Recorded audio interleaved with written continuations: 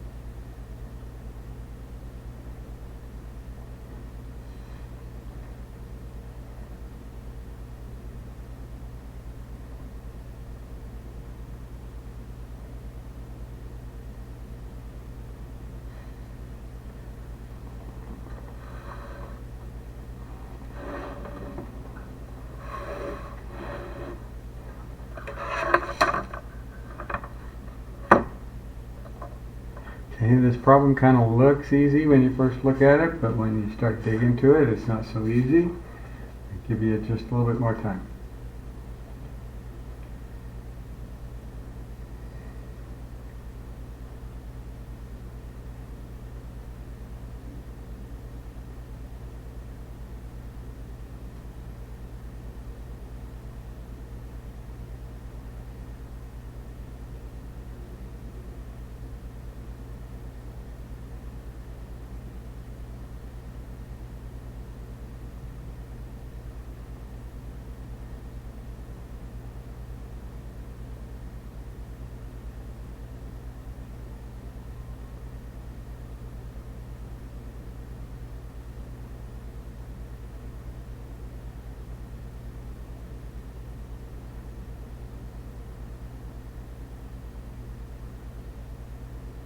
Okay, well, let me have you stop. And before we do this problem, I'm going to write down a couple key formulas that will be helpful here. Tangent squared of theta plus 1 is secant squared theta. And another useful one is the derivative of tangent squared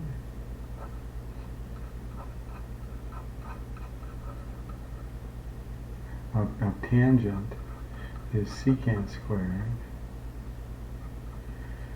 and the derivative of secant is secant tangent.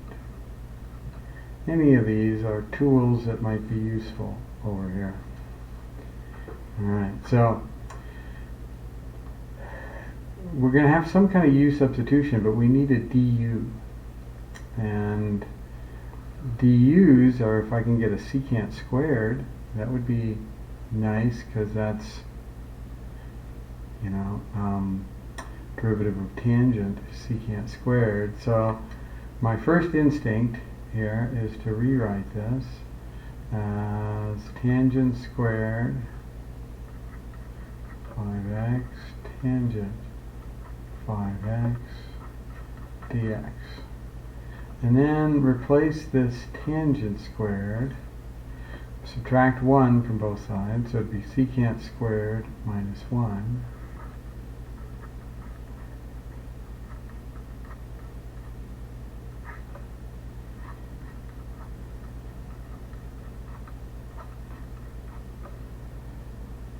Okay, now I can't do this tangent 5x won't be du. If it was a secant, if these kind of were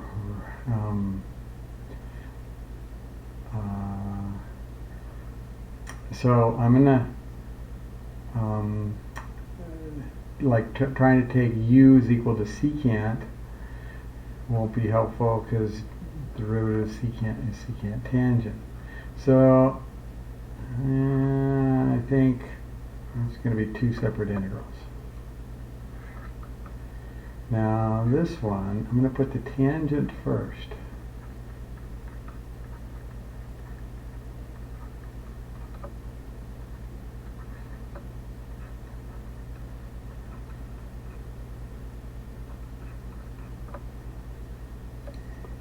Okay. And with this one, now I think I can do, here's my u, and here's my du. Oh yeah, we need a dx on this one. So on this one, I'm going to let my u be tangent of 5x, du dx, derivative of tangent is secant squared,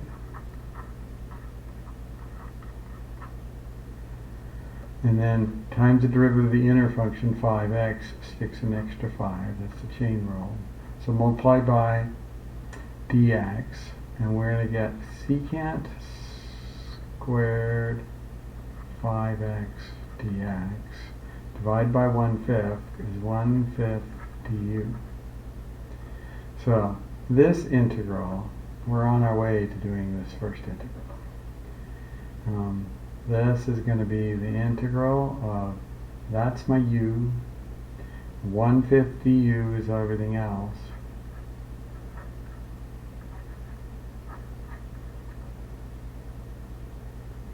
Okay, so that takes care of that part. The integral of tangent 5x. There's two ways I can go about this. I can, and on these it's important to know what are your limitations. If you're not allowed to use the tables in the back of the book, I'd rewrite tangent as sine of 5x over cosine of 5x, and then let the denominator cosine of 5x be my u, and then du would be negative sine of 5x dx. And this could be done, not too difficult from doing that. But if I am able to use the formulas in the back of the book, then I would just look in the back of the book. And the derivative, the integrals of all the basic trig functions are the first ones. And so this is rule number 5.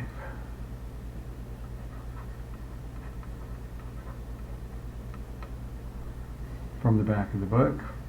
And so I would get minus, and it says it's going to be the ln of the absolute value of the secant of the x, but the x is now 5x.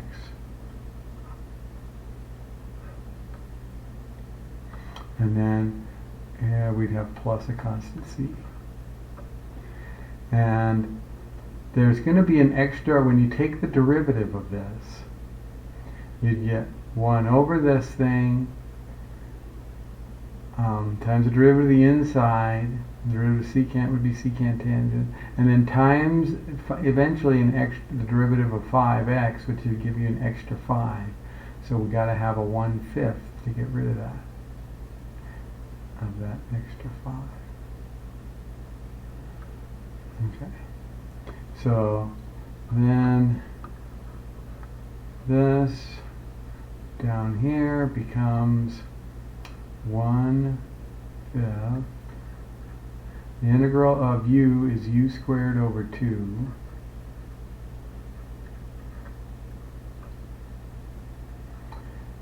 Minus 1/5 ln value of secant 5x plus a constant, and then I would change this to 1/10. U is tangent of 5x, so tangent squared 5x minus 1/5 ln, so value of secant 5x plus c. Now, very likely, I did not give you enough time to finish this all the way, but hopefully you would have had enough time to get to a sticking point and then learn something about how to get past such a sticking point. If you give me some feedback, and I put up a new protocol. I'm trying to figure out this protocol for quiz feedback. I'm realizing that I don't want to get feedback on two different things at the same time. Instead of feedback on did you get it or not, I want feedback on the quality of the review activity. That's the most important thing. So rate the problem as a review activity. Number 1 would be the problem was too easy. Reviewing this type problem is no longer necessary. Number 2, the review reinforces the concepts and procedures. Number 3, the review has given me new insights. And then I'm also going to ask every person, besides giving me a number, to write something down. Some kind of comment in there. And when possible, give specifics. Something that might help me, help other students, give us insight into, we might see that, what you're dealing with, somebody else is dealing with exactly. And I might be able to see the number of people are dealing with something exactly. All right, so go ahead and type that up. Don't hit enter yet. Feedback on number 1.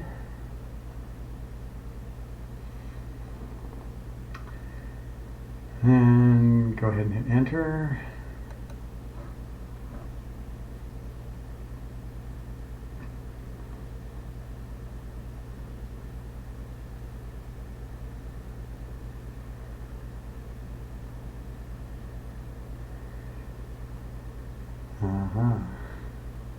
I like the comment, sometimes it's easy to forget you can split up into 2 integrals. Sometimes that's really helpful. And sometimes I forget that too.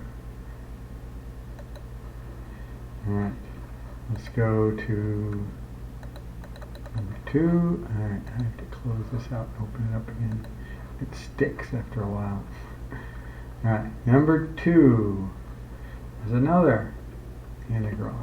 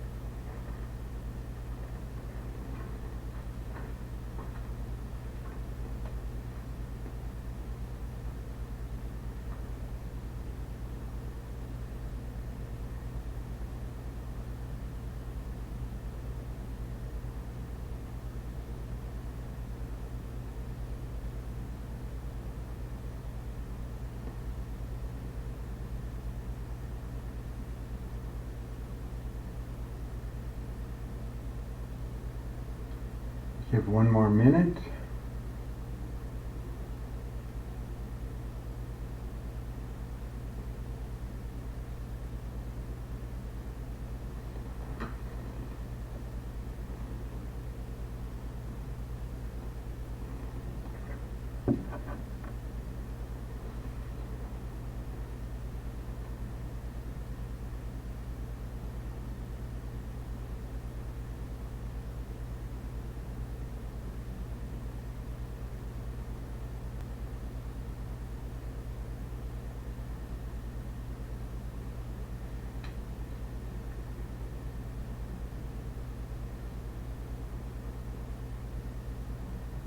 Okay, let me have you stop.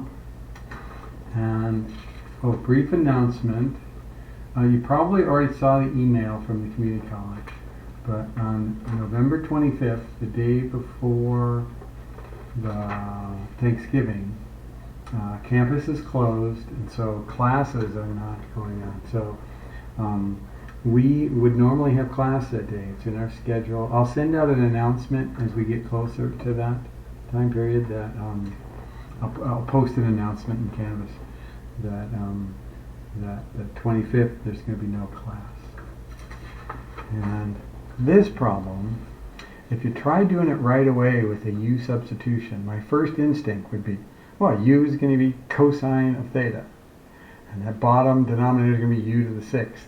But then the du is going to be one of those sine theta d thetas, and I'm going to have three more sine thetas up in the numerator that I don't know what to do with. And at first I'd get stuck. This problem would grind me to a halt at first. I wouldn't know what to do. And then I'd have to go back to the drawing board and say, I need a new approach to this. And I may or may not see this after a while. But if I keep coming back to it, I probably will. Oops.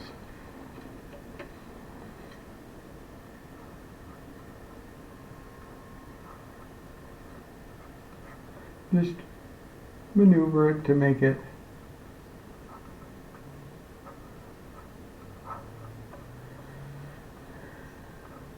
sine over cosine is tangent.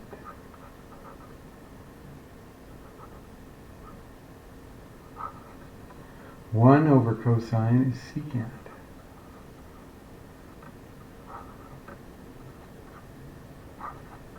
Once I have it here, it's now going to be a piece of cake.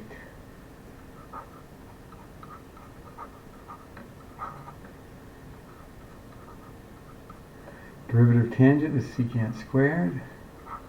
Multiply both sides by d theta.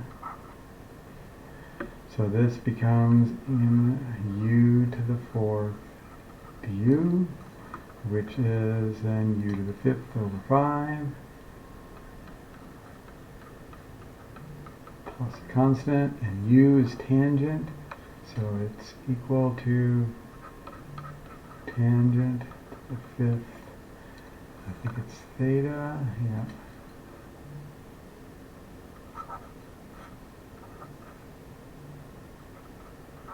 Plus C.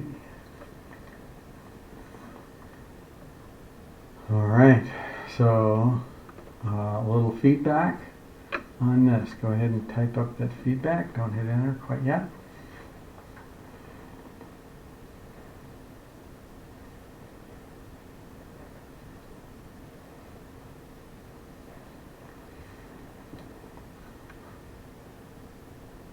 Go ahead and hit enter.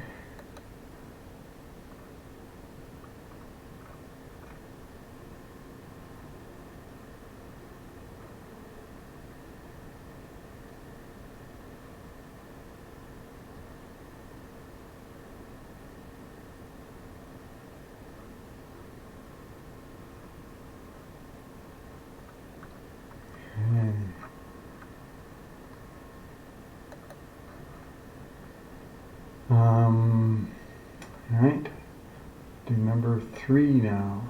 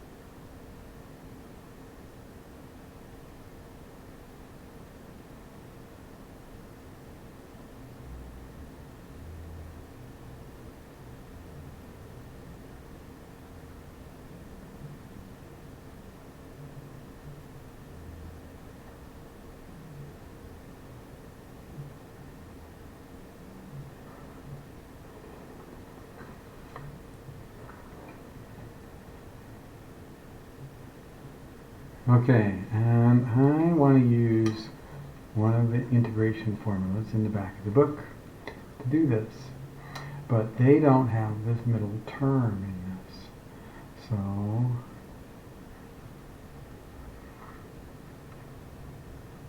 I have to get rid of that middle term.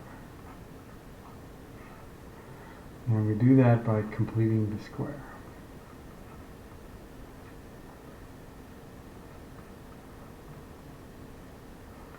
And whatever I put here, I'm going to undo it here. And to complete the square, you take half of the middle term squared. So half of 2 is 1, squared is 1, I do plus 1, and then minus 1 to compensate. So this becomes negative 1 to 1, and then this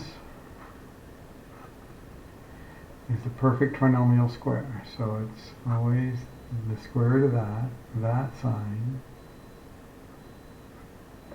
square root of that, squared, and you know, you can, if you FOILed it out, you'd get x squared, 2 middle terms of xx, and the last one would be plus 1, and then plus 4. And then it's still not in the form where I could use one of those integral formulas in the back of the book. I'm going to need u equal to x plus 1, and then du will equal dx. So then this is equal to the integral. Everything in u's now. But these were x's. You change them to u's. When x is negative 1, u becomes 0. When x is 1, u is 2. And then I look this up in the back of the book. And I might start by looking in the forms where it has x squared plus a squared. And that's in rules 76 through 85, but I won't find this one there. This is because this one is one of those simpler ones that's in way at the beginning. It's rule number 13.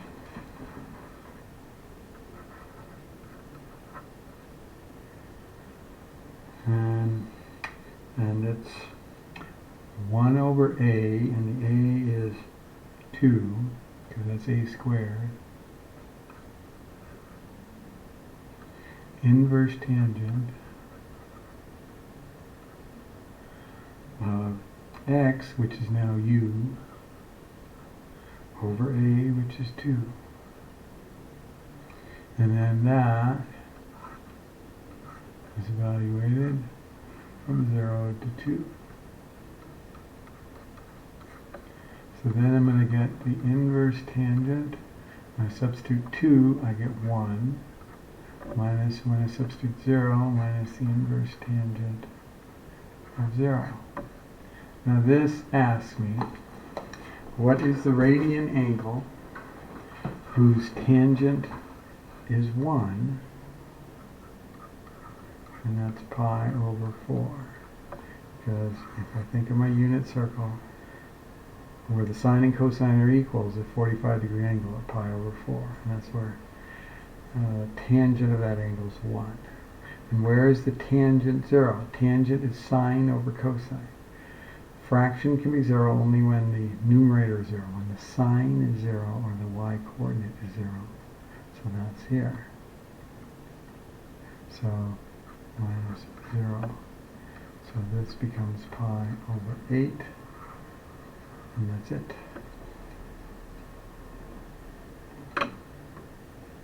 Alright, you give me feedback on this one.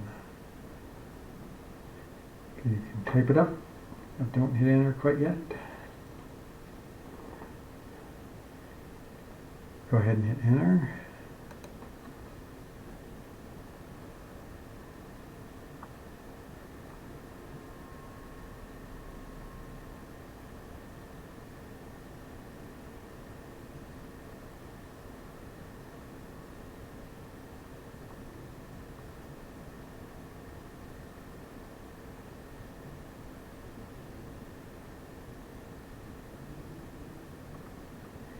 Okay.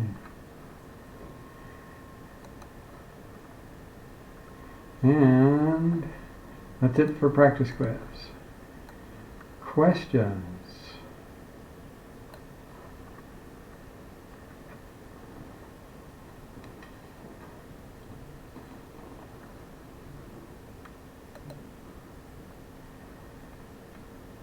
$38 for 9.1. Find the page number.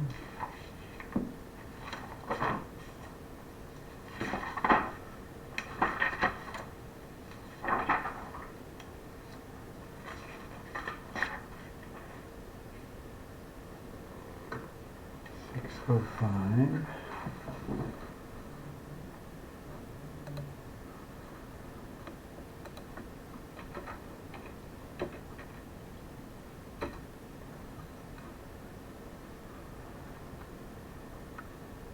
Okay, solve that initial value problem.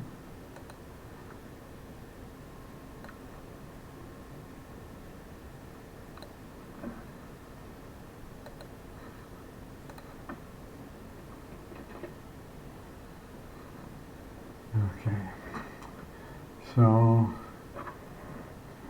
I'm going to integrate both sides once.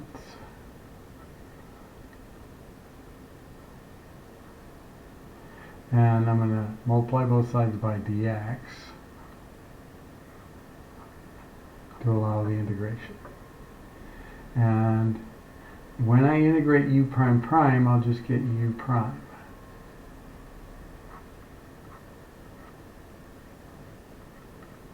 When I integrate 4e to the 2x, I got e to the 2x. The integral of e to the 2x is e to the 2x.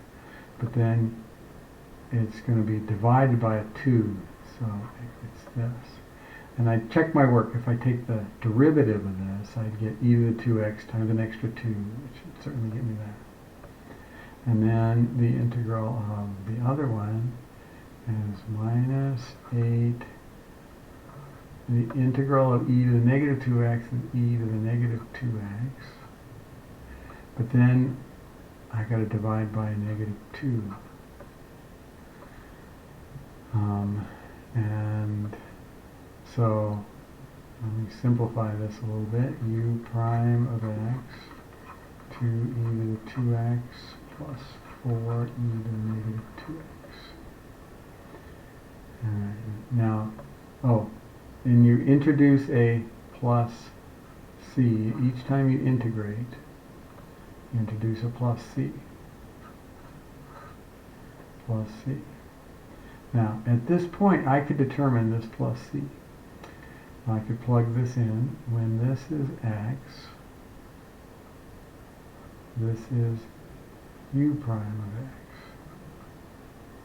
So if I plug in 0 for the x,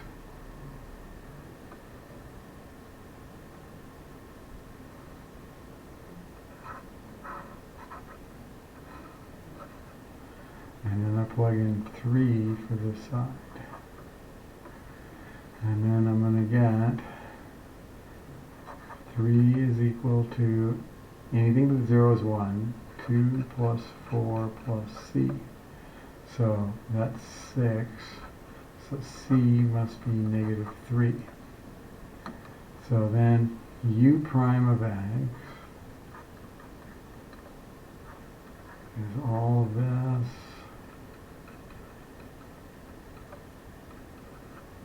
here. And now I'm going to take another integral of both sides.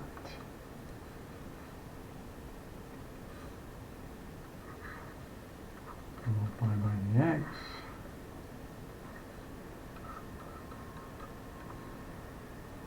And the integral of u prime is u. The integral over here is 2e to the 2x divided by a 2. And then this is 4e to the negative 2x divided by a negative 2. The integral of minus 3 is minus 3x. and plus another constant. Now, we could have, since there's two of them, I probably should have called this one C1 and this one now C2. And then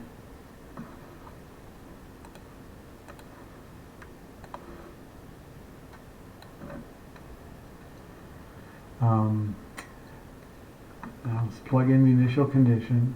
U prime of 0, U of 0 is equal to 1. So my x is going to be 0.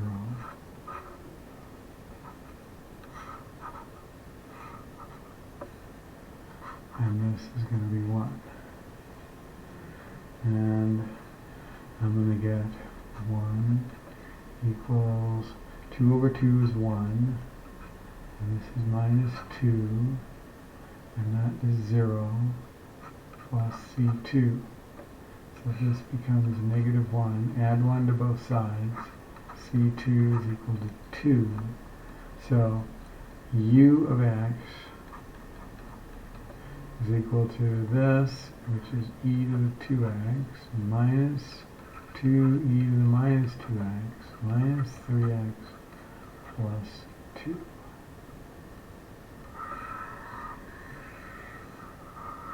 Kylie, does that answer your question? Yeah, I see my error. I put 1 for x instead, and instead of 0, so that was my mistake. Easy mistake to do. Okay, anything else?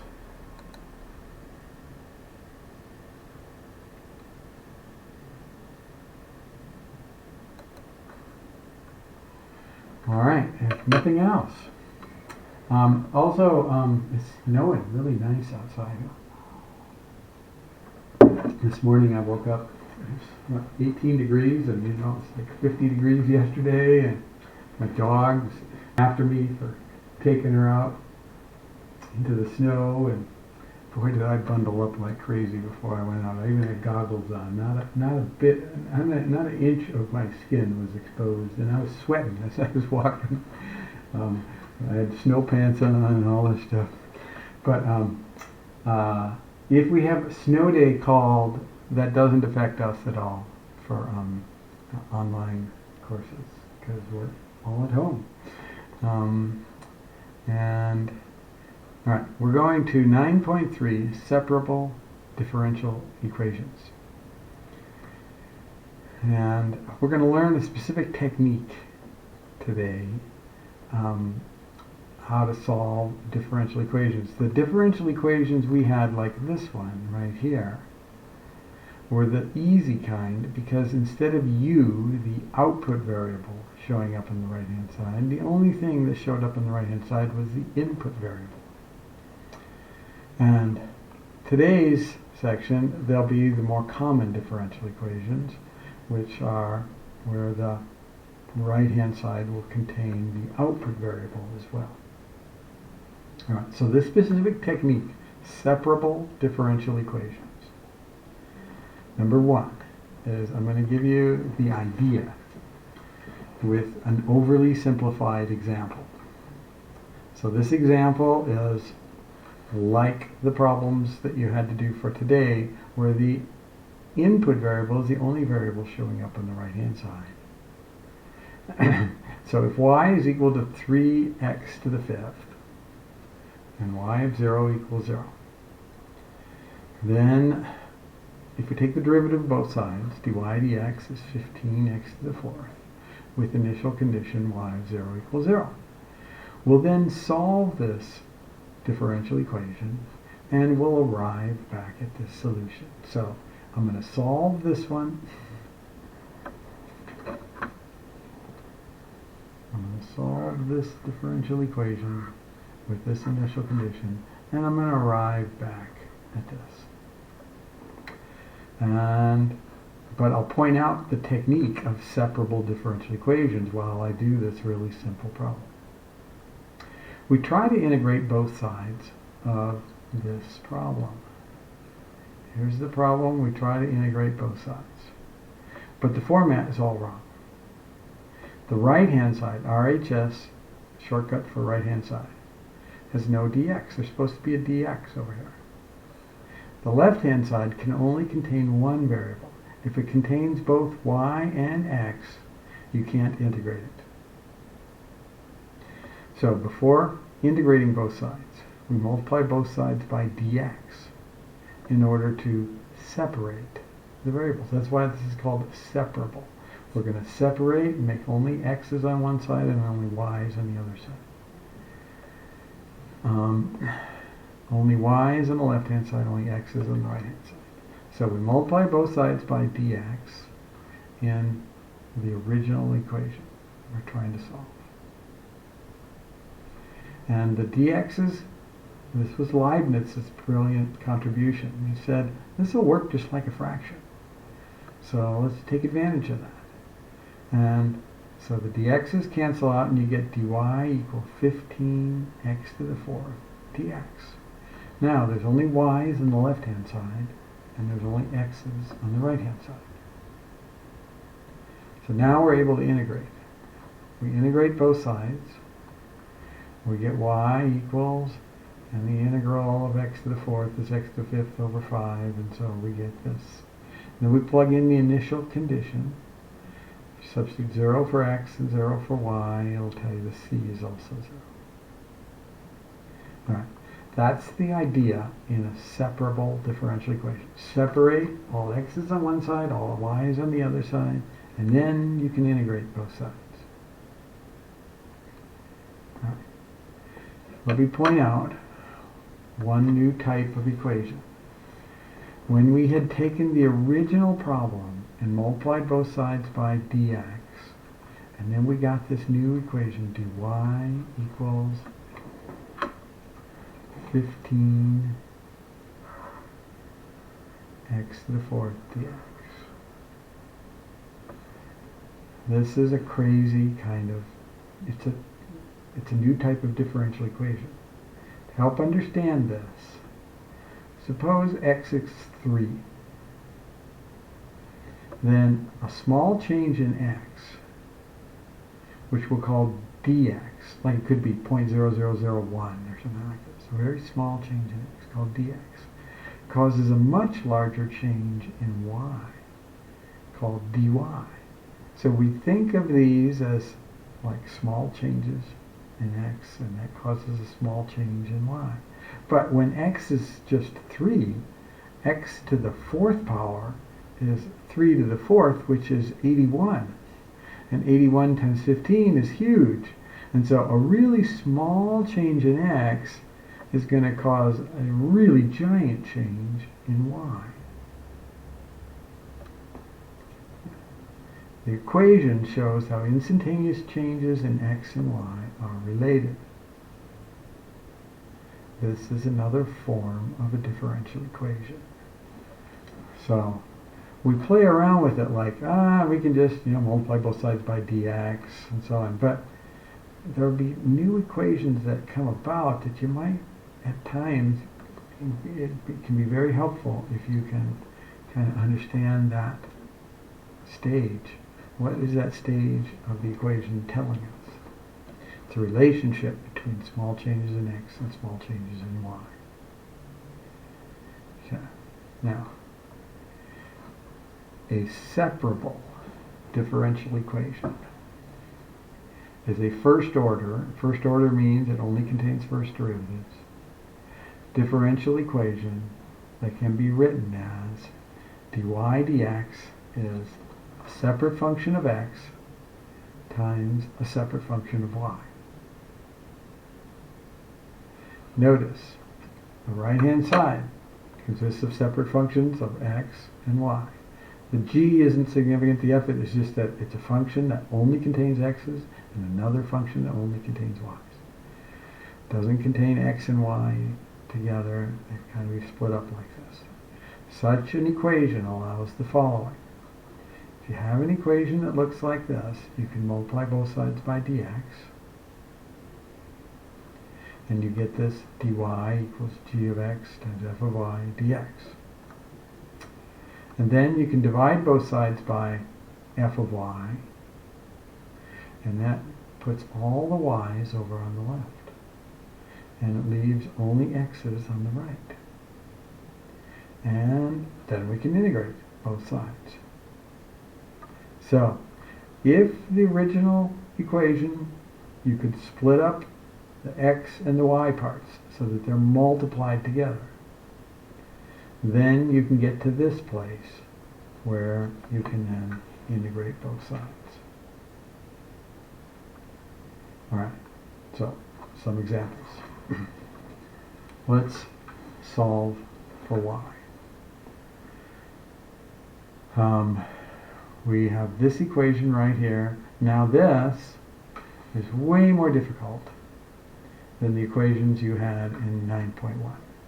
If there was only t's in the right hand side, it would be like 9.1. But this has a y right here.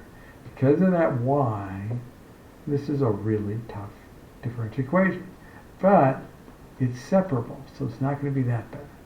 So my first step is I'm going to rewrite the left hand side as dy dt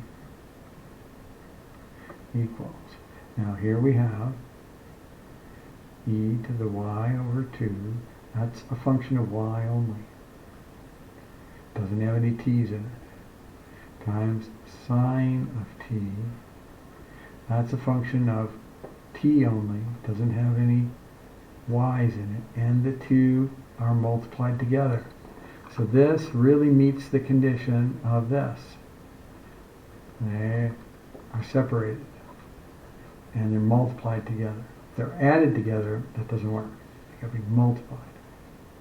Alright, so then I'm going to multiply both sides by dt.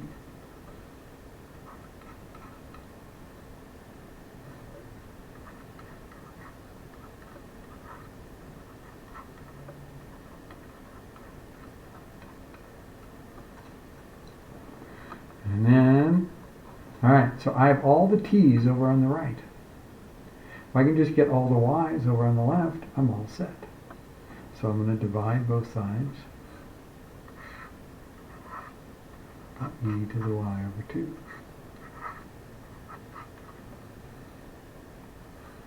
So I'm going to write e to the negative y over 2 dy equals sine of t dt. I've separated all the one letter on one side, all the other letter on the other side. It's much like that super easy example over here. Once I gotten these and these, then you just integrate both sides and we get it. So now I get to integrate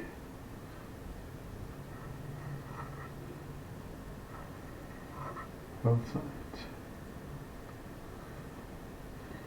And we want to be good at these kind of integrations. The integral of e to the u is e to the u again. Technically, we're supposed to do a u substitution for this. And, but I usually don't. And then I'm going to divide by the constant. Dividing by negative 1/2, same as multiplying by negative 2. Okay, now I kind of check my answer here. If I took the derivative of this, I'd get e to that same thing times the derivative of the negative y over 2, which would be a negative 1/2, and that would cancel with this negative 2. So that checks. Equals, I'm going to need some more space here.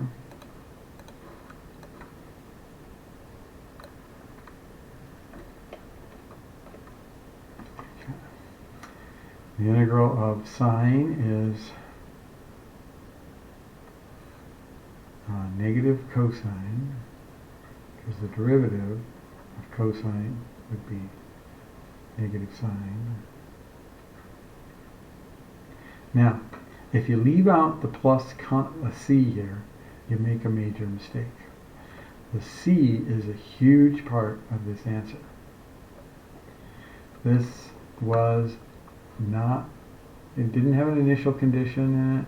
This is just an indefinite integral the whole way, and we get a plus C. It's going to be huge. All right, now, we're not done. We have to do what to this equation? We have to solve for y.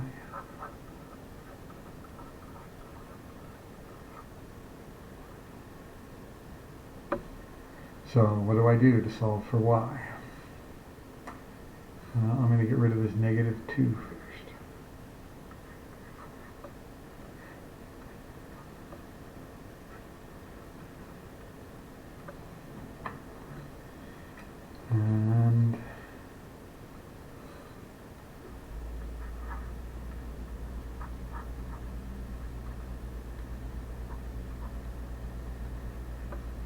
And when I take an arbitrary constant and divide it by negative 2, I'm left with another arbitrary constant.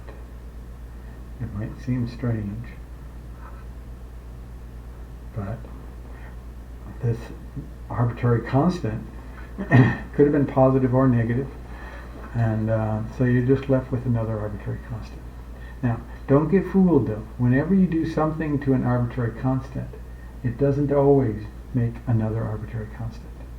For instance, if you squared an arbitrary constant, you're not left with an arbitrary constant. When you square an arbitrary constant, you're left with a positive arbitrary constant. That's different than an arbitrary constant that could be positive or negative. But when you divide by a number, you're still just going to get an arbitrary constant. All right, now, we still have to get y by itself. So what's my next step? I got to get rid of this e. How do I get rid of that e? I take the ln of both sides. Now that plus c, it was really important that it got put in where it first came up. It's going to be inside this ln right here. If you forget it here and then try to put a plus c way at the end of your problem, you're going to be wrong. See, when it first comes up, you've got to have it there. All right, now ln and e to a power kill each other off. So I'm going to get negative y over 2.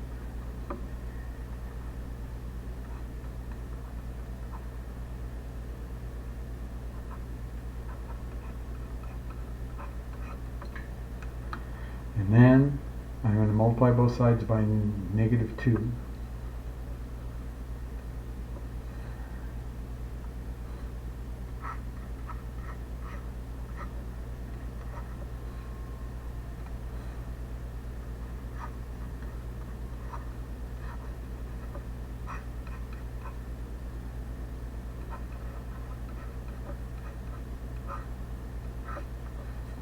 That's my solution. That's a 2 down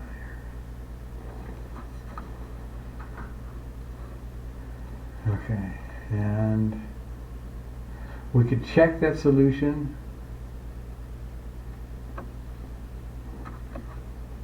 Alright, let me insert, hold space. Take this solution, let's check it.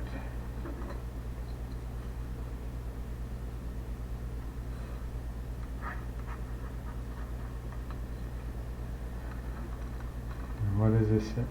That the derivative will be e to the y divided by 2 times the sine of t. So let's just find the y prime.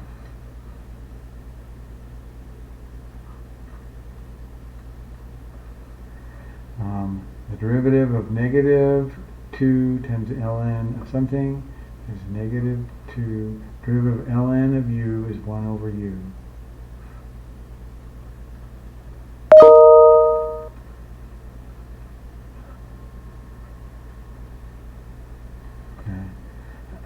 Times the derivative of the inner. And if you take the derivative of 1/2 cosine t, you get negative 1/2 sine t. The derivative constant is 0. Okay, so that's my y prime. And these two things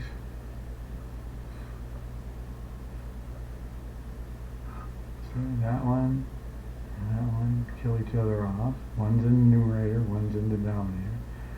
Two minuses kill each other off. So this becomes 2 sine t over. Now, this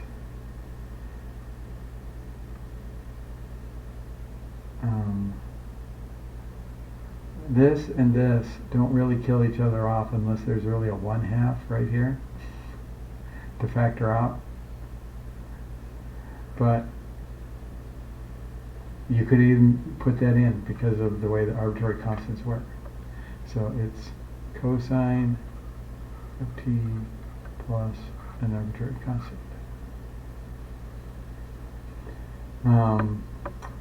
Now that's my y prime. So that could be the left-hand side. Let's take the right-hand side. E to the y over 2 times the sine of t. E to the y over 2 times the sine of t. E to the y over 2 sine of t is equal to e to the... Now when you take this y right here and divide it by 2, the 2's cancel out. So you're going to get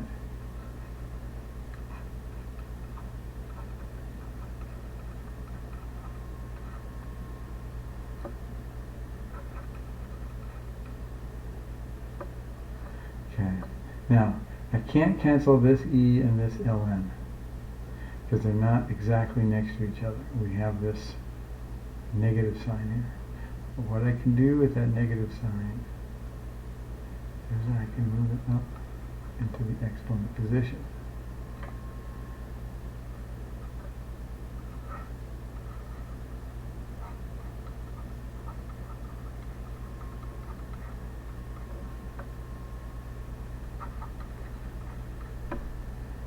Then the e and the ln will kill each other off.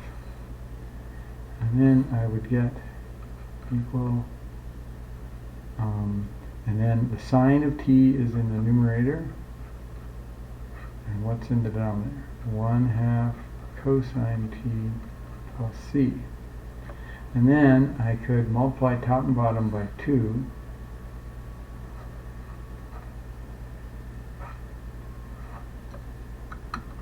and I would get equal to 2 sine t, distribute that 2 into both, cosine t plus 2 times an arbitrary constant, but that's an arbitrary constant.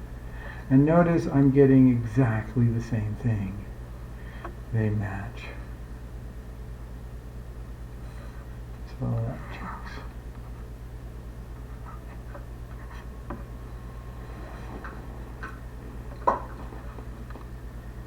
All right, so what we have done is... I'm sorry, I'm a little lost. Where is 2 over 2 come from? Oh, I just inserted that. 2 over 2. I just said any fraction I can multiply the top by 2 and the bottom by 2. And why did I do that? Because I wanted to make it look like this one. And it inserts the 2 up there and it gets rid of the 1/2 there. Yoon, does that answer your question? Yes, thank you. You're welcome. All right. So let us take a break now.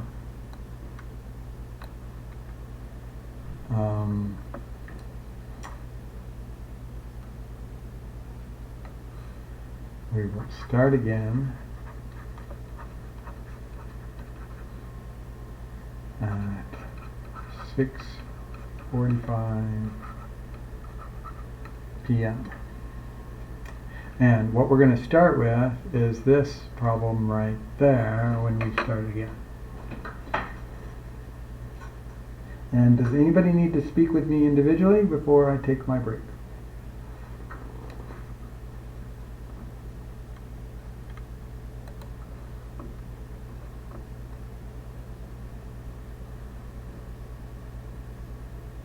Yeah, it's snowing like crazy right now here, too.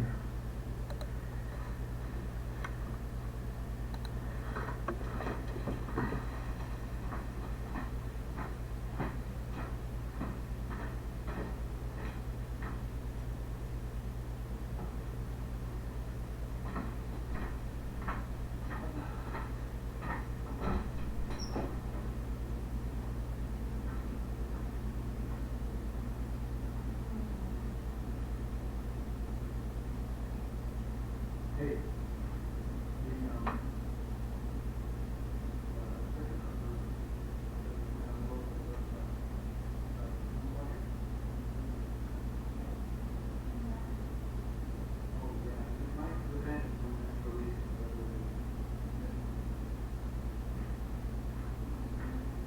You're welcome. Actually, I should probably quick release it now, right, John? Shouldn't I quick release it right now? No. But when it's sitting for 35 minutes? Okay. You don't think it'll overcook it? Okay.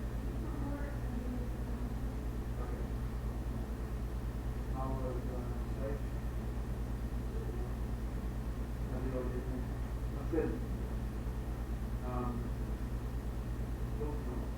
Yeah, really nice.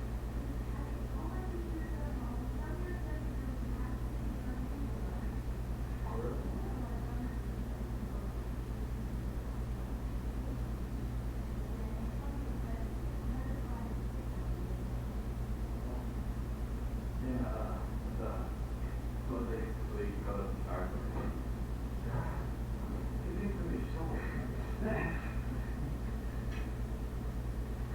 How do you like the cookies? They're great. Yeah. How do you like it? They were really good.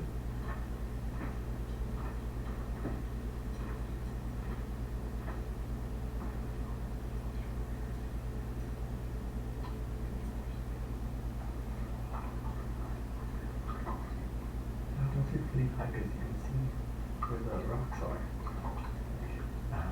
So it must be pretty high because it comes the first layer of rock. Well, no, I kind of dug down. Like, oh yeah, you did.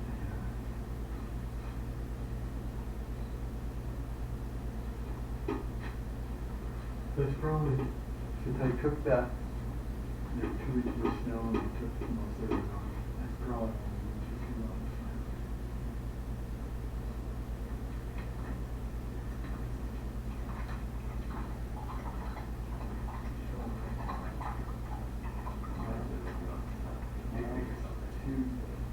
We have to go about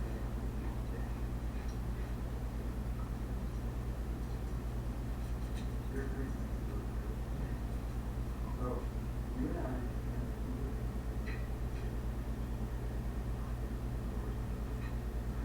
So, and I think that's when you pick in your classes. Do you want that? And, yeah, that's one of the reasons. You know?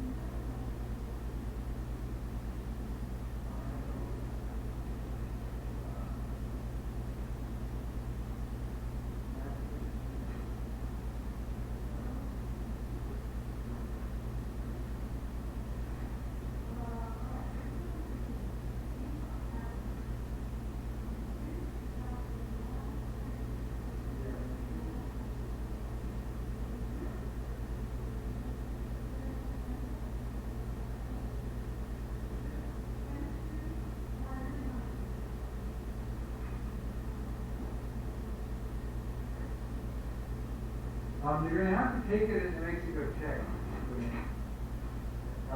And, oh, I've heard this before.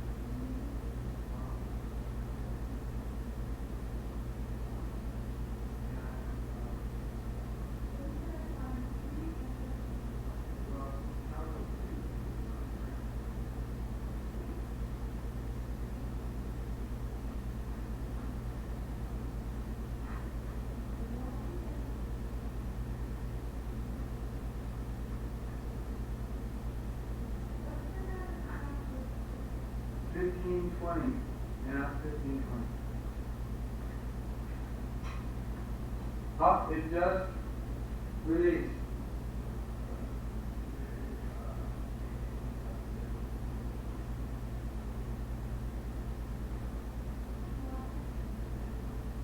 With paper level. It's easy.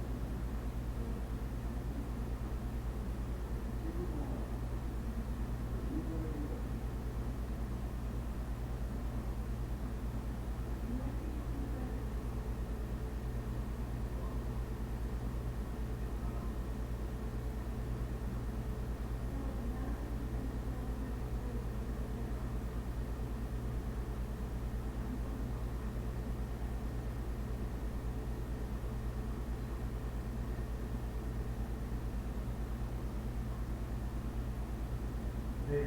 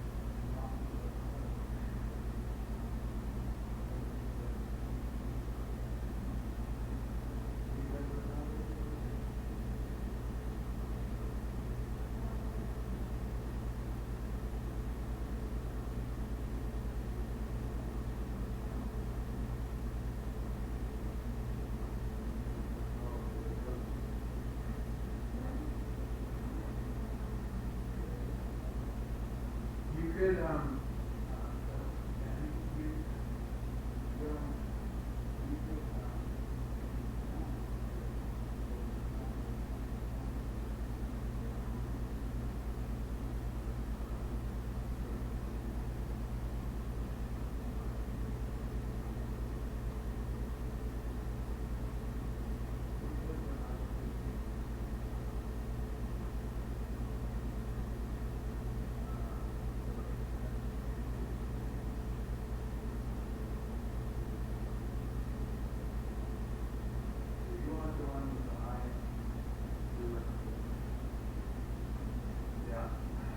and you want to take the left too.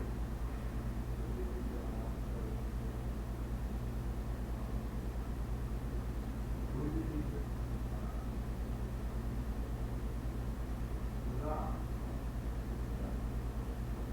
know.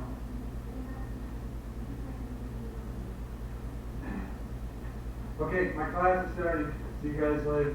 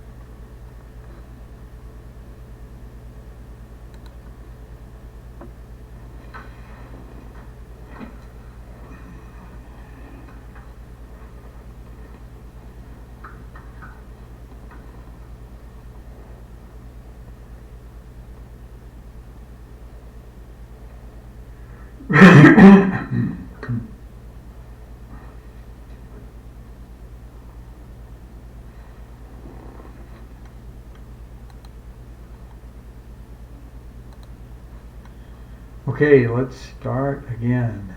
And before we get going, there are 7 groups in this class. What I'd like you to do is everybody go into your group chat and type hi, so your group knows you are here. And group leader, make sure your group knows who the spokesman for the day is. And if you only have 2 in your group, it's up to you. You can decide whether you want to be moved into a bigger group or not. But is there any group where there's only 1 or 2 people?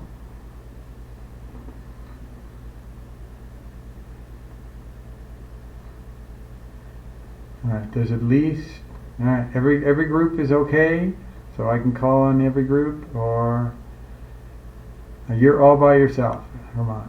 What group number are you in, Herman?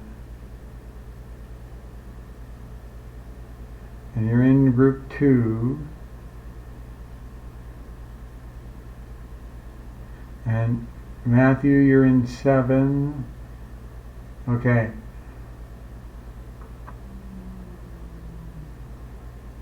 Okay, Herman, join group 7. Yes. So you're going to unmute the group 7 channel and go in there and say hi, and then everybody's got somebody. And all right, let's come back to this problem right here. So let's review. How did we solve this one? The first step was to move all the y's on one side and all the t's to the other side, and then we could integrate both sides. So do the first step on this one, and as soon as you are able to get all the y's on one side and all the t's on the other side, state what your answer is to your group.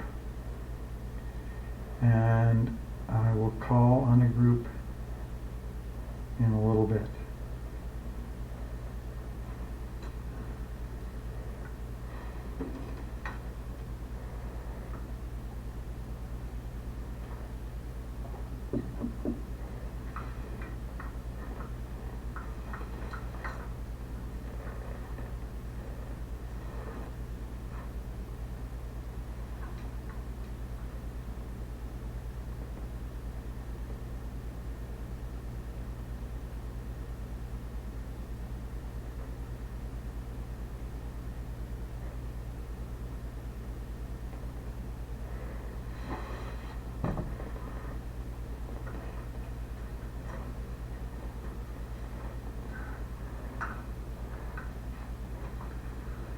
Okay, check in with your groups about your progress.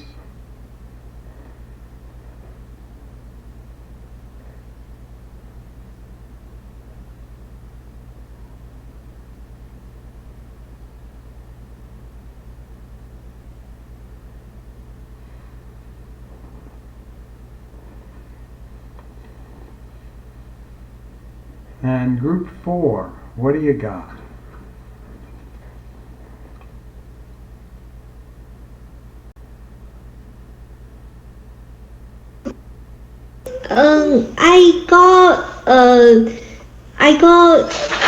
I put the DT on the other side, and then. So let me do that.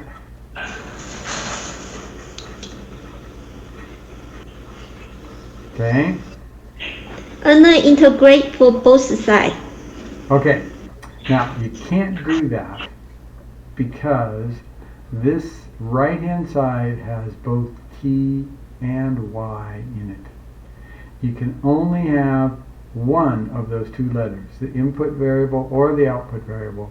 You can't have both in there.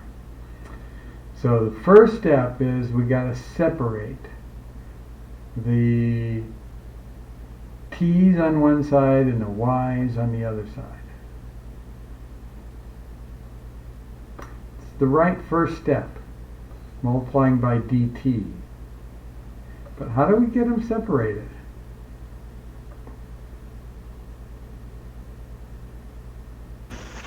We can put the ty. We can put the dt times both, and then move ty dt onto the other side. So are you saying, do I distribute this dt to both or not? Yes. Okay. Not sure.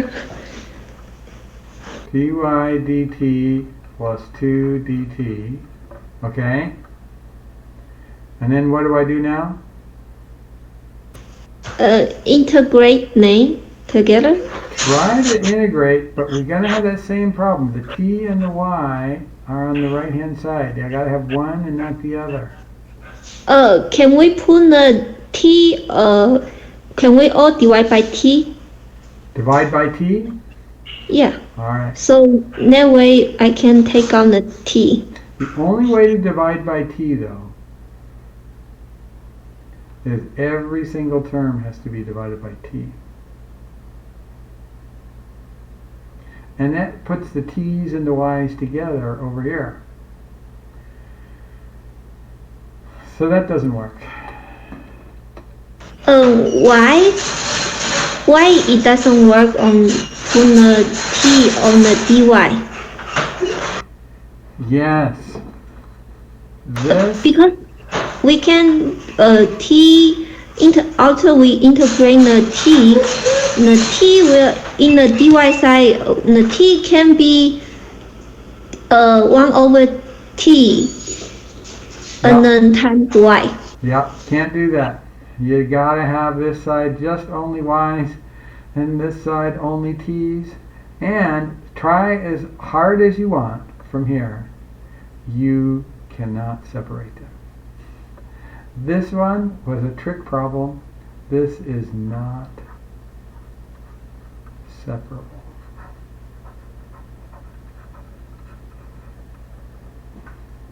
And so we would say that we don't know how to solve this differential equation, because the only technique that we know of now, when the output variable y is also showing up on the right hand side, is separation of variables, separable, and we're not able to do it here.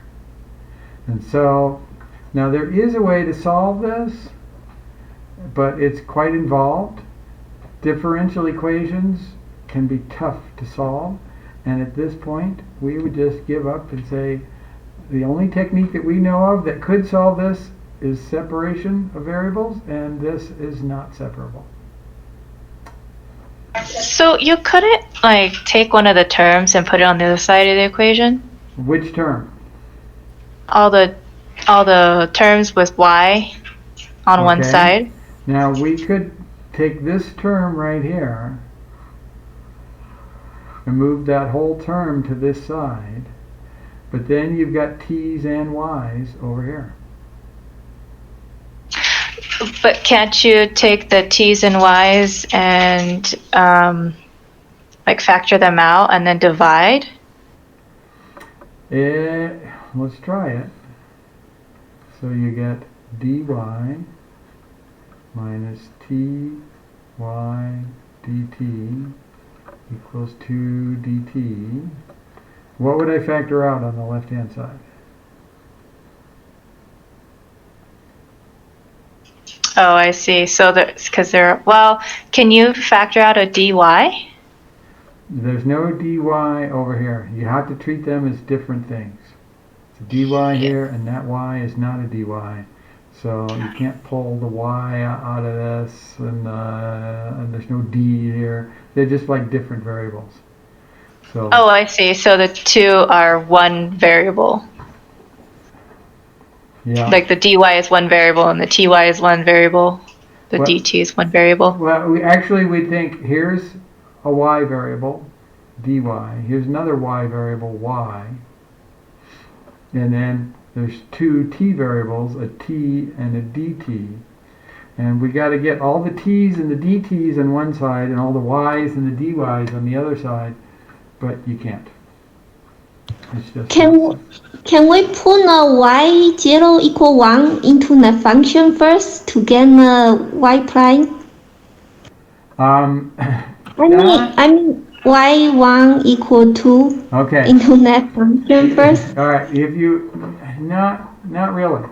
See, because these are what we call variables. All those things in there get to vary. The y and the t and the dy and the dt. This is just one snapshot in time. It's saying when it gets to do the what if game. What if? When it plays the what if game, if t is equal to 1, then y is equal to 2. But t gets to be 2 and 3 and 4 and 5 as well. It's a variable. It gets to vary. And that's just one snapshot in time, so you couldn't plug these two into this and then get some relationship about the variables. No, that's just one snapshot in time. It doesn't affect how the variables relate to one another. Other than this would give us the information we would need to get the constant C, like we had used it in previous, way back up in here.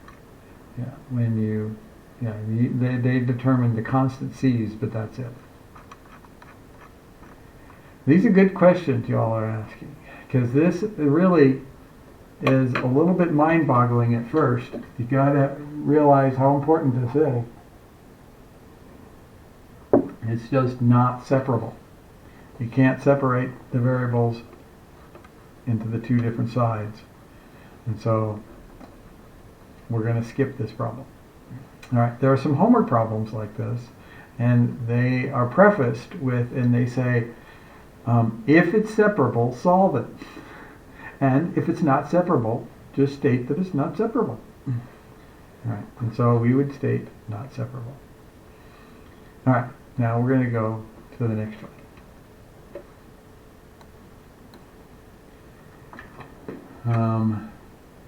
So this one is separable. Why can I tell right away this is separable? It's only one term over here on the right hand side. What was the problem was this plus sign, two separate terms over here, and the t and the y together in the same term over here. That was the difficulty. This one is separable. So let me give you a minute and separate them, and then once you get them separate on both sides, then integrate both sides. I'll give you just a couple minutes to get ahead of me.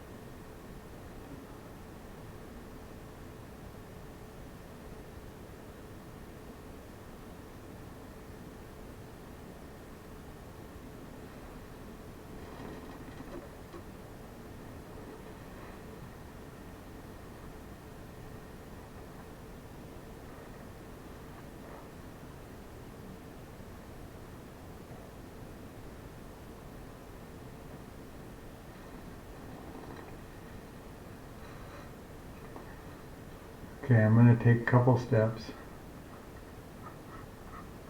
Rewrite that.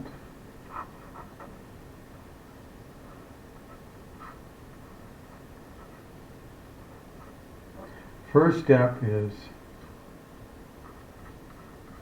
to multiply dt on both sides.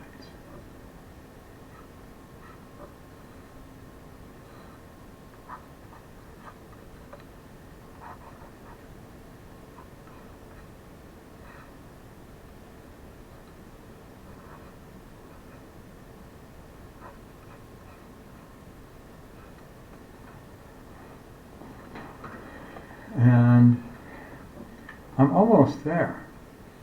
The only thing I need to do is I need to move this e to the y to the other side. And that's easy to accomplish.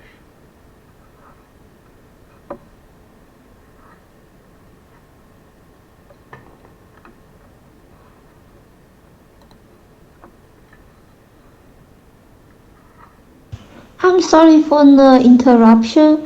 Do I you mean appreciate interruptions. do you mean we have to separate? No, we cannot put y and t into the same term. In the same term, we have to separate them. So in case when integrate, it's easy. The only time you're allowed to integrate is if it's all one variable. If you have two variables in the same side, you're not allowed to integrate both sides. Okay, got it. Thank you. And let me just reinforce that. Way back in our simple example, we couldn't have done this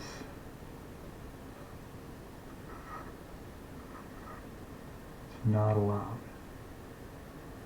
We had to multiply both sides by dx, and then once you get to here, then you're allowed to integrate both sides.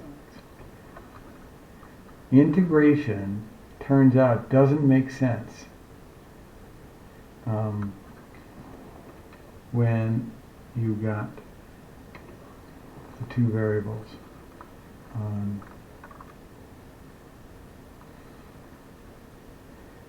two different variables on that same side. All right.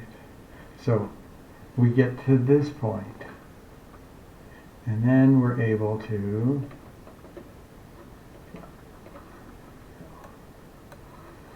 integrate both sides now.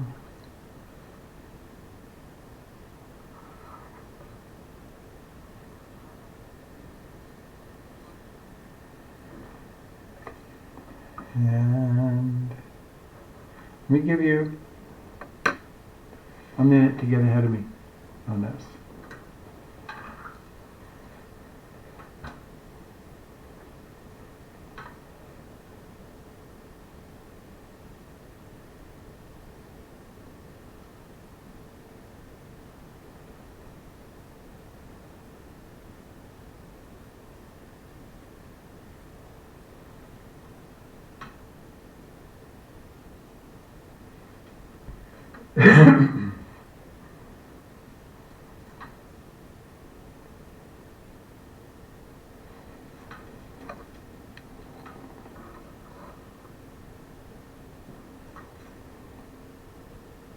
And I really mean it when I say I appreciate interruptions.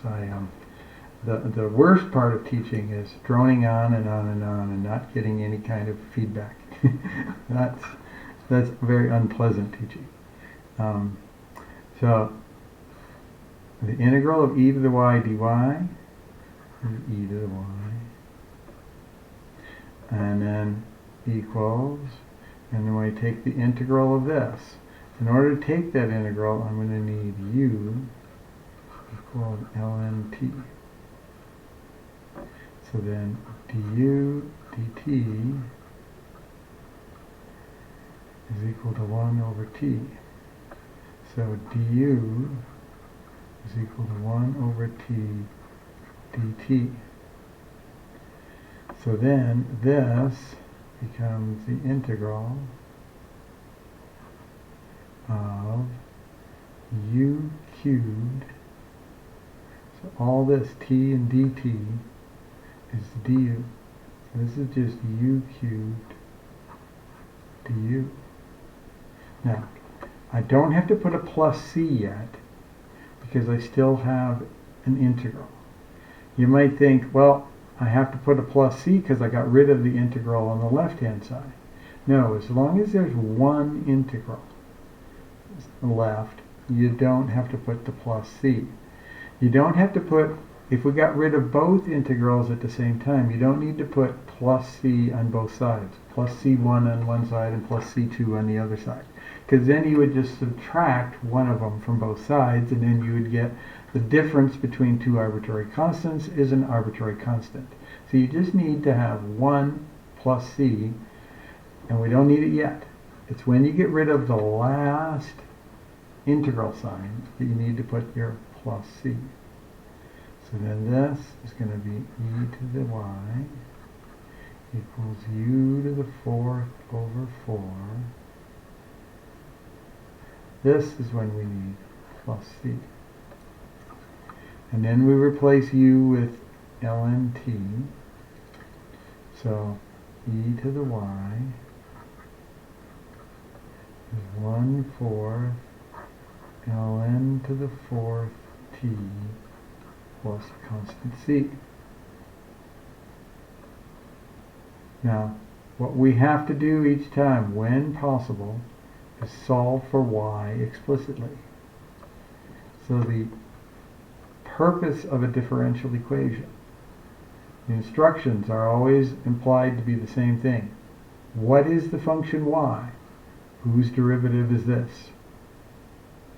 And so you want the best answer, which is y all by itself. So we then have to get rid of that e, so we take the ln of both sides.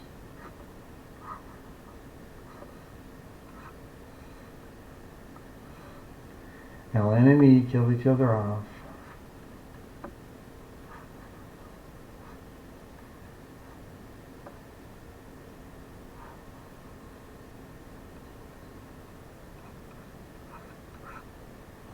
We get this. And that is my solution. Oh no, I haven't finished, because it had an initial condition. The initial condition will allow us to get the c. So y sub 1 equals 0.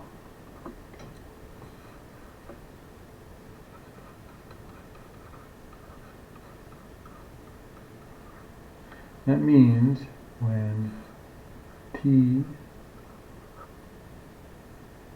is that, y of t will be that. So we substitute those in. And we're going to get 0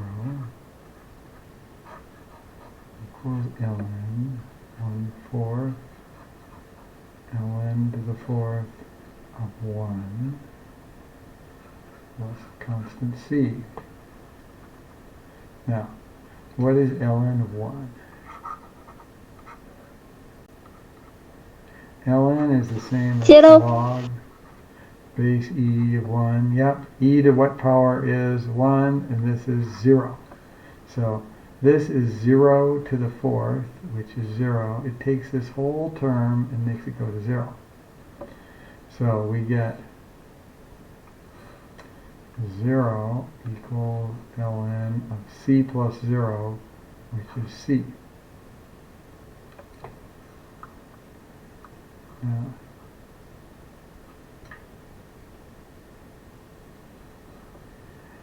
this, the unwritten base, is e.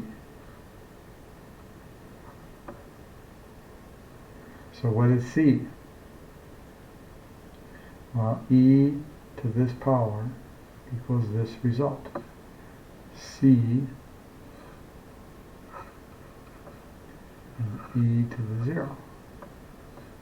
And anything to the 0 is 1. So c is 1. So thus, my solution of the differential equation is this equation right here.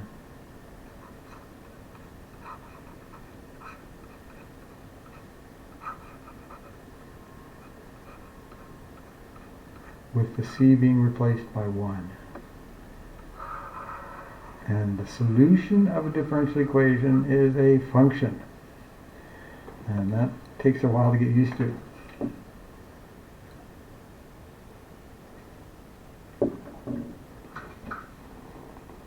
Any questions?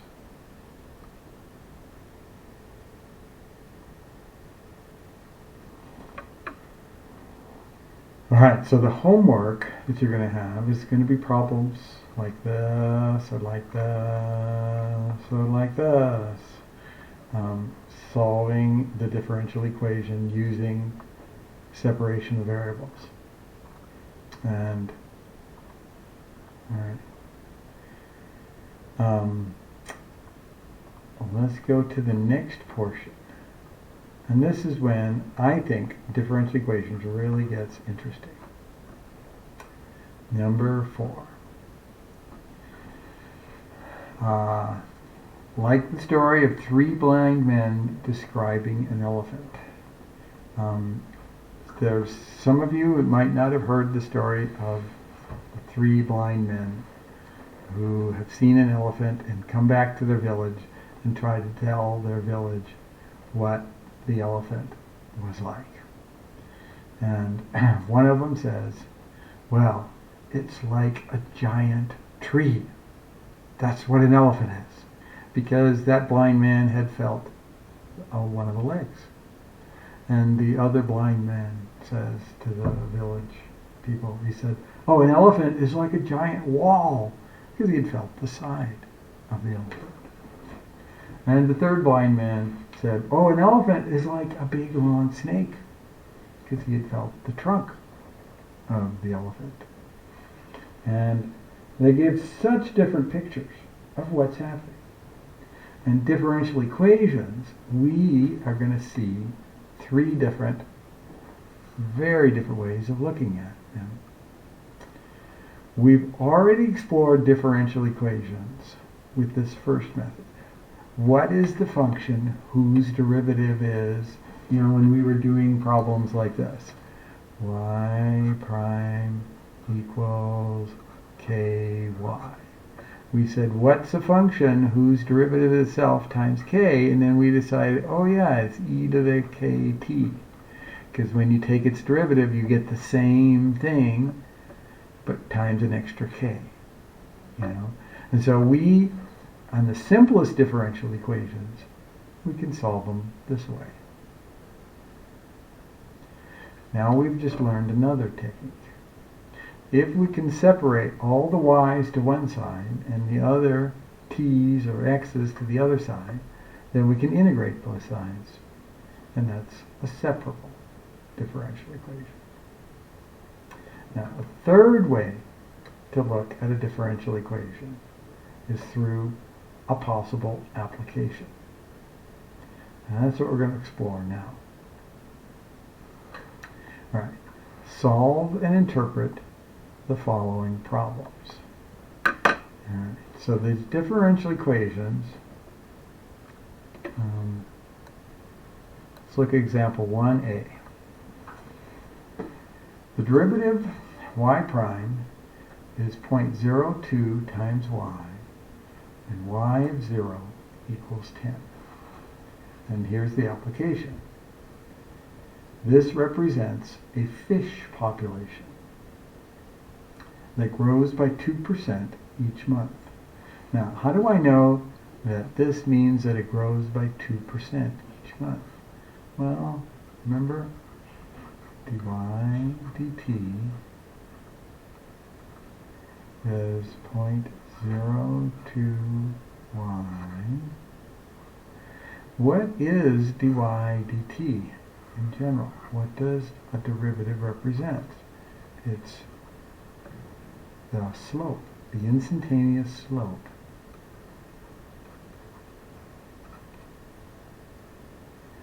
Instantaneous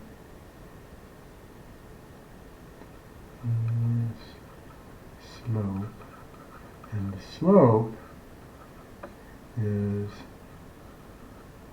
the change in the output each time the input increases by 1.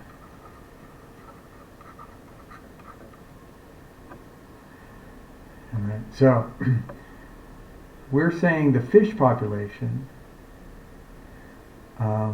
if the time period is months, the instantaneous slope means how much is the fish population going to change each time 1 month goes by. Each time 1 month goes by, the fish population is going to, if this is positive, then it's increasing. If it's negative, the fish population is decreasing. It is positive, so it's going to increase. How much is it going to increase? Think of this 0.02 as 2%. It's going to increase by 2% of its present population. So if it was 100, then in the next month it's going to be 102. It's going to take whatever its population. If y is 100, the 100 times 0.02 will be 2, but that's just the increase in the population. So it's going to go up from 100 to 102, and so on. It's going to, whenever the derivative is just a constant times the output function, then what we have is growing by a percentage. And it's growing by 2% each month. And there. And the y0 being 10 says we start with an initial population of 10 fish. Alright, so now this differential equation is altogether different. It's a real situation. Solve this differential equation by whatever means you want to. And get its solution, and then interpret that solution. Solve and interpret the following problem, and then interpret that solution in terms of fish. So, I'm going to have you work independently, and when you get a solution and an interpretation, I want you to type it into your group chat, but don't hit enter. Just keep it to yourself, but have it typed in for your group chat. At my signal, I'll have you hit enter.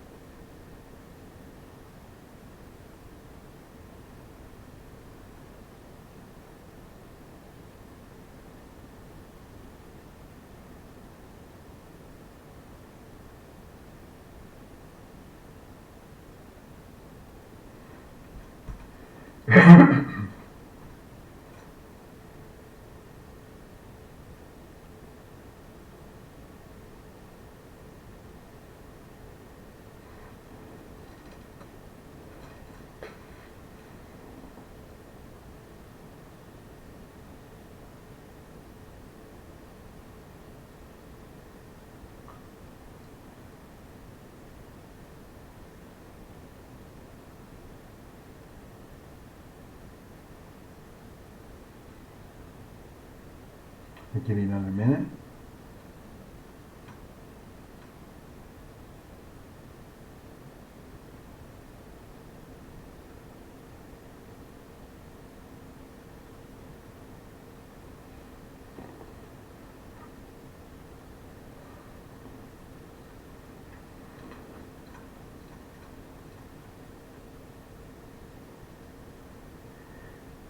Go ahead and hit enter.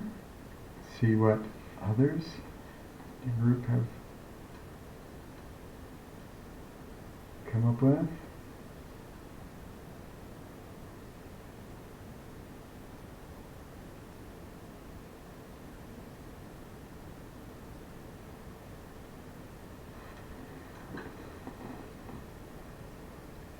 All right, group 7.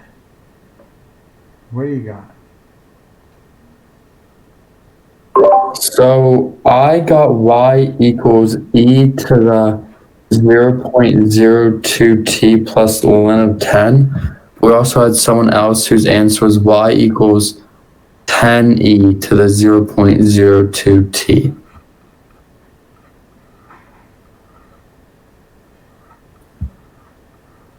Did I write both of these correctly? Yeah. Okay. Well, that's cool, having two possibilities that we can explore right here. Now, this is the one that you got, right? The one on the left? Yes. All right, tell me how you got that. So I started with UIDT equals 0.02y, and then I divided y from both sides and then multiplied both sides by t. Gotcha. Then I was with so you dy. turned it into a separable. Yeah. dy, when you divided y both sides, you get this. And then you multiply both sides by t. Did you leave the 0.02 on the right-hand side? Yeah, so then I had equals 0.02 dt. And since that's a constant, the 0.02 could have really gone on either side. And this is great to leave it over here, but either way it could have gone. Okay. And then what do you do next? Then I integrated both sides. So the left side I got the ln of the absolute value of y. Okay, and then we get the ln of the absolute value of y. And right? Was 0.02t plus c.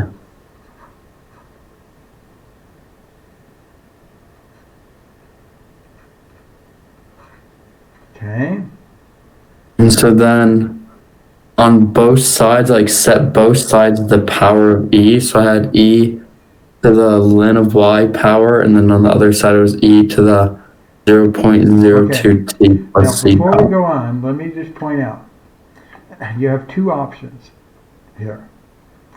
You can, if you want to, as soon as the c pops up, you can immediately put in your initial condition and determine the c if you want.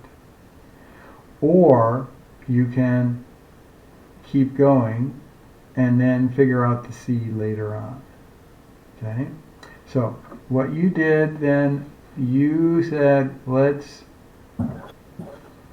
so you did what to each side now? You did, So I just like set so I did like, so on the left I had e to that power, and on then the e right to you that. do e to that power. Okay? Yeah. Super. And these two kill each other off.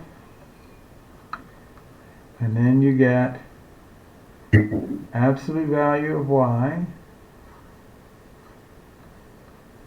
equals, and what do you do on this side? So then I ended up plugging in the value that we knew to find c. Okay, so we're going to leave this the way it is, and then we're going to plug in to find c. So you could have plugged in way back here as soon as it first popped up, or you can do it at any point in the future. Any of those is fine. So then we put in y0 equals 10.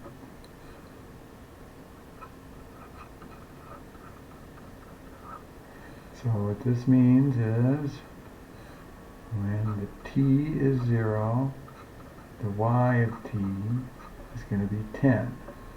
So we're going to plug those in, and we're going to get 10,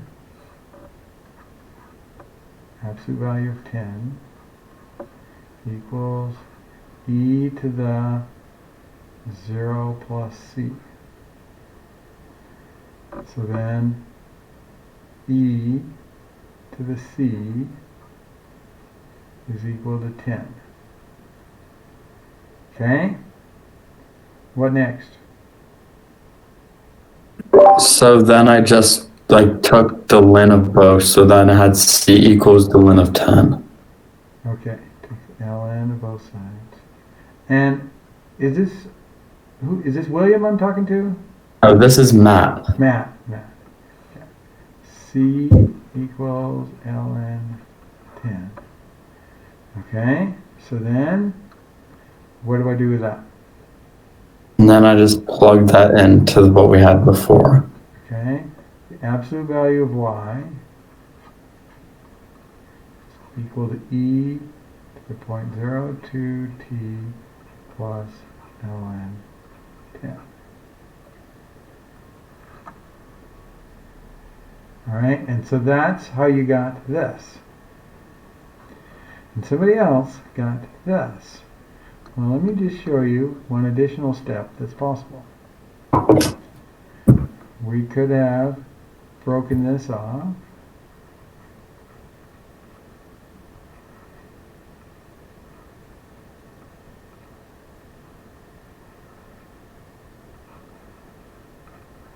Because remember, when the bases are the same and you're multiplying, you add the exponents. So is this making sense? All right, and so then these two would kill each other off, and that just becomes a regular 10. And so then you get absolute value of y, 10 e to the 0.02 t. Now it turns out that when you raise e to a positive, raise e to any power, you can never get a negative. You don't really need this absolute value. These two answers are really the same answer.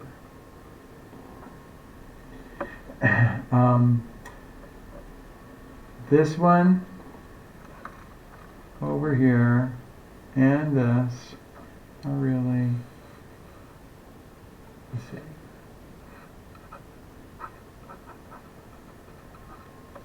Alternate forms of the same answer. But certainly the one on the right is easier to understand.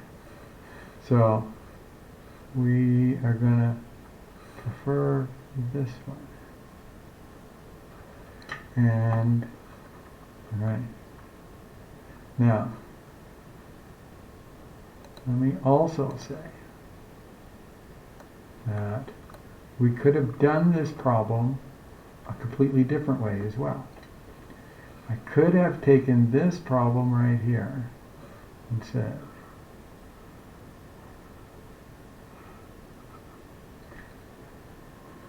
what is the function whose derivative is 0.02 times itself? And there is this function. It's this e to the 0.02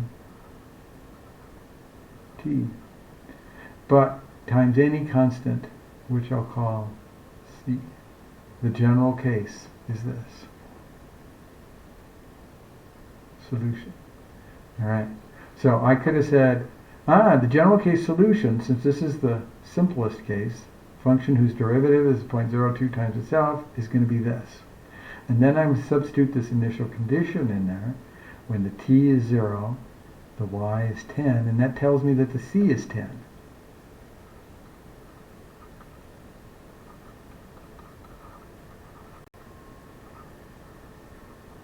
I could have gotten it this way as well. And I remember when I was first figuring this stuff out, this was like mind-blowing to me. It's like, wow, I can do it this really, really long way. And I can also do it this really, really, really short way. And it's like trying to say, oh. And it can have this interpretation. And this is one of many possible interpretations we could have put in this too, as well. Before we go on to another problem, let me also just point out that as soon as the C popped up, it was right up here. There was another way we could have. We got, before we took the E stuff, E is the base, I could have plugged in the y of 0 equals 10.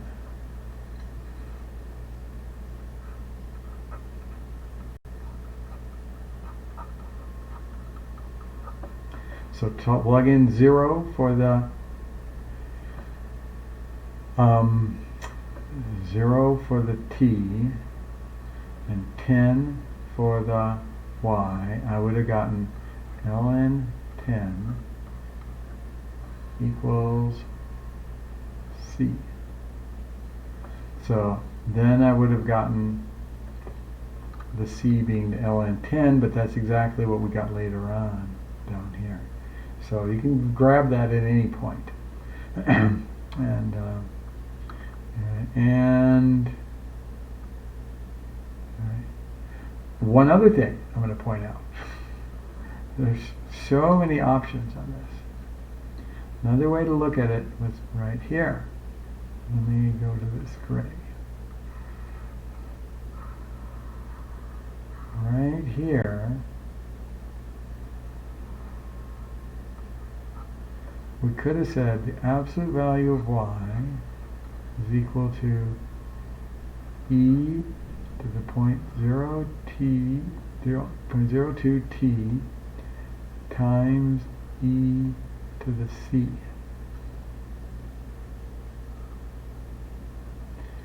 Alright, because that's how you when the bases are the same, you add the exponent. So it's just reversing that process. Okay, now this absolute value of y, when you take e to a c, do you get an arbitrary constant? No. You get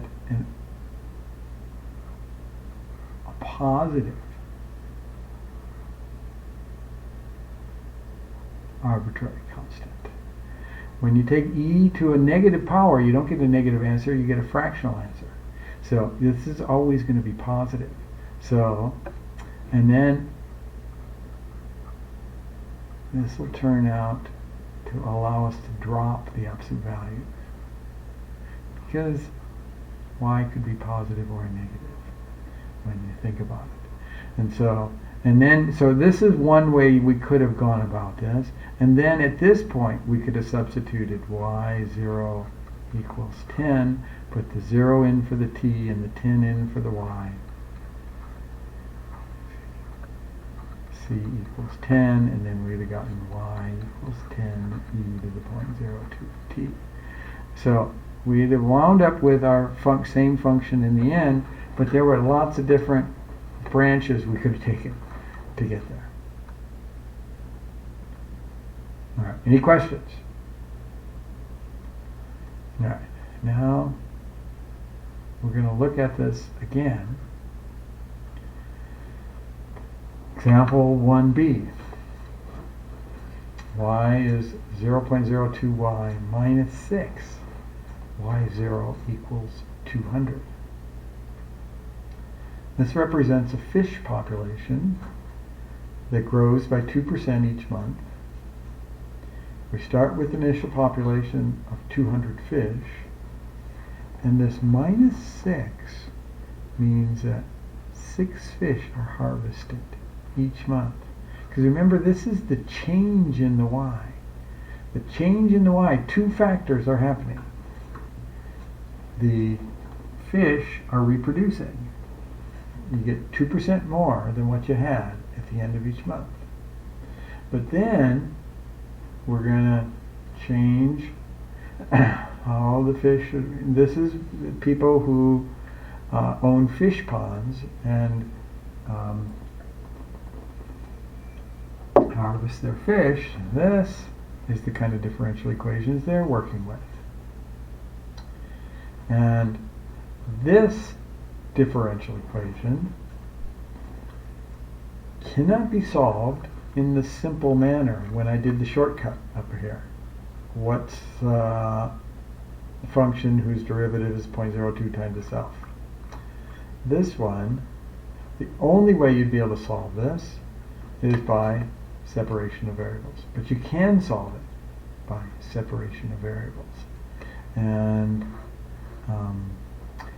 we are running out of time, so I am just going to do this real quick. I might not finish it all the way. Let me just show you what I would get. I do dy dt is 0.02y minus 6. Multiply both sides by dt and divide both sides by what's in parentheses. So dy over 0.02y minus 6 equals dt. And then I'm going to integrate both sides. And then on the left, well, the right is going to be the easy one. I'll do that one. T plus a constant. On the left, when I integrate that, I'm going to get, well, that's an ln. If I get ln absolute value 0.02y minus 6. See, if I take the derivative of this, I'd get 1 over this. But times an extra 0.02. So I have to have 1 over 0.02 to cancel that extra 0.02 that would come out when I was checking my work. Alright, so then, now as soon as the C pops up, I could figure out what the arbitrary constant is. but I'm going to choose to wait. It's my option whenever I want to. I can figure out what the C is. I'm going to multiply both sides by 0.02.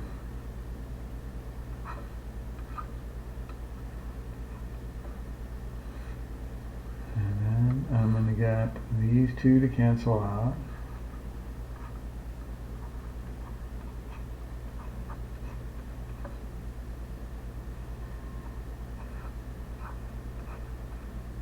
Now here's this crazy thing. When you multiply C, arbitrary constant, by a constant, you just get another arbitrary constant. We could call that C1 and this C2, but we don't bother doing that. We just say, even though it's a different arbitrary constant, we just keep calling it C.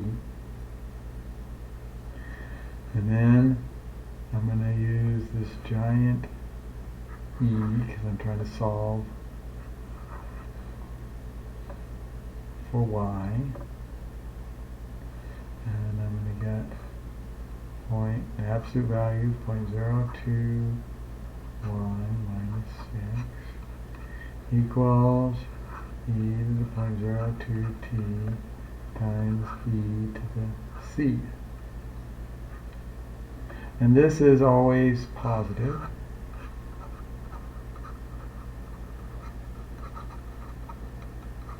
Because when you take e to any power, you get a positive number.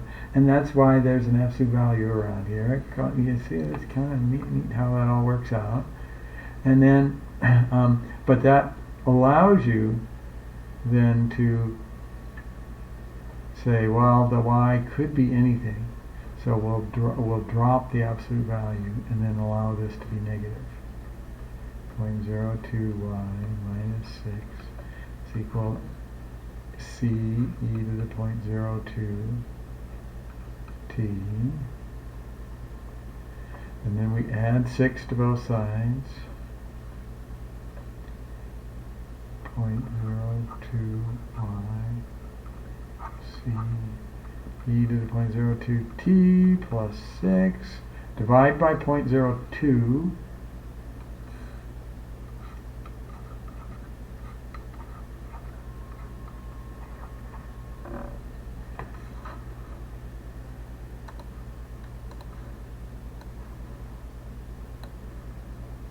And I'm going to get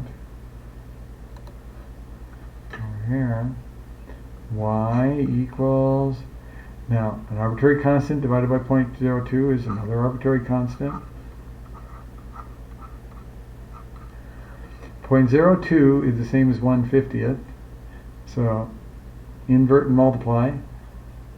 6 times 50 is 300. And then finally I'm going to substitute my initial condition, y of 0 equals 200.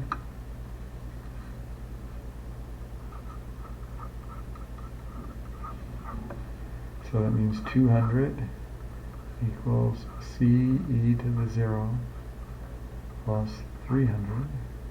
E to the 0 is 1. Anything to the 0 power is 1. So that means that c, after I subtract 300, c is negative 100. And then insert.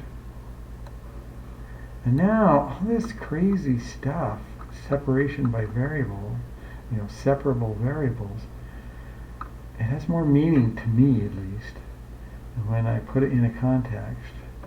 And so then I come over here, and I'm going to get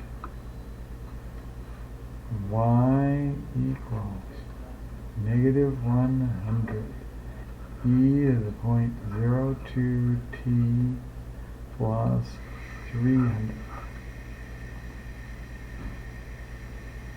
And let me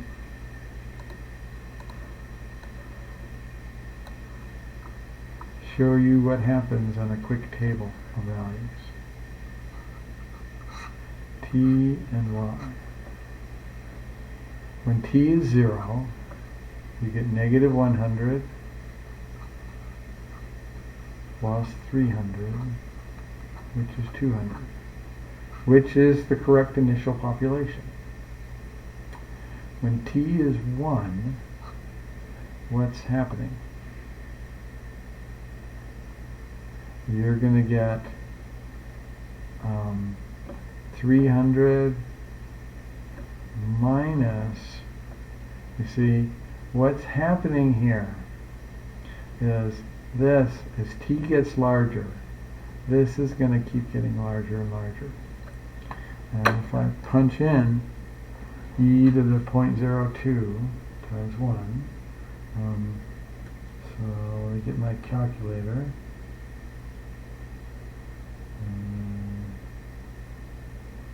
E to the 0.02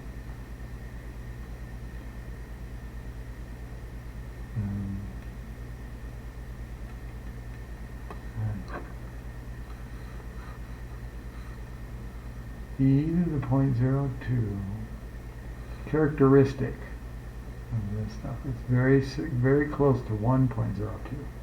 1.0202, and it keeps kind of going. And so this, I'm going to multiply it by negative 100.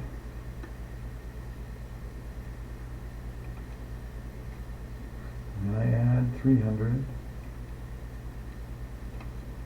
I see this is going down.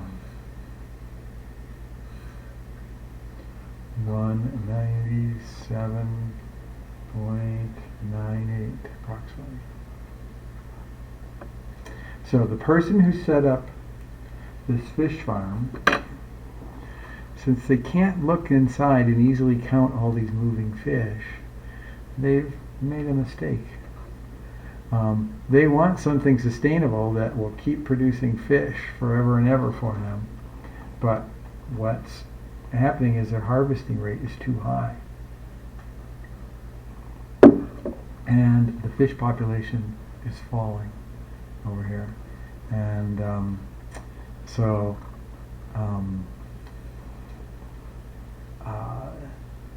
their ideal situation would be to harvest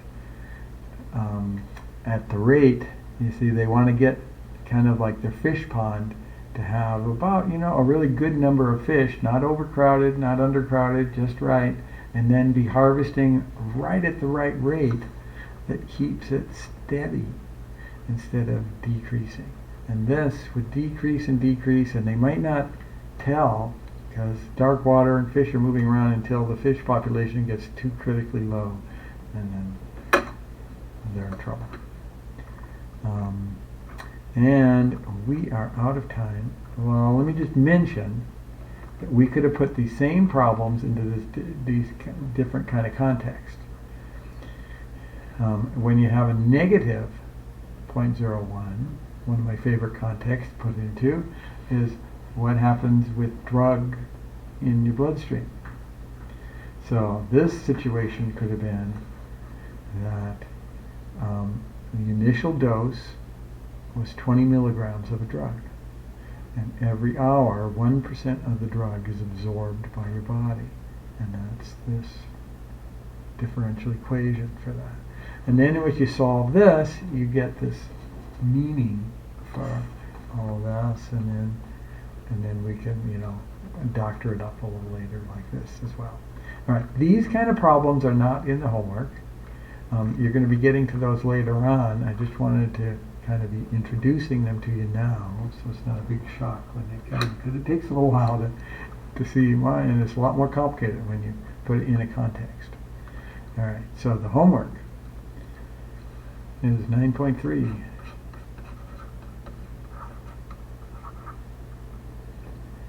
And just I need to mention that a week from Wednesday is exam number 2. Exam number 1, remember we had a take-home portion. I only do that in my calculus sequence for exam number 1. So there's no take-home portion for exam number 2. The sections that are covered are listed in the schedule. It's primarily chapter 8 but it also has one section in chapter 7 and then a few sections in chapter 9 that are covered on the exam. And any questions?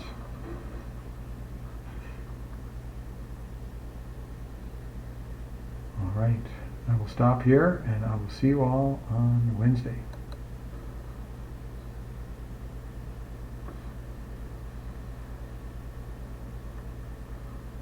You're very welcome.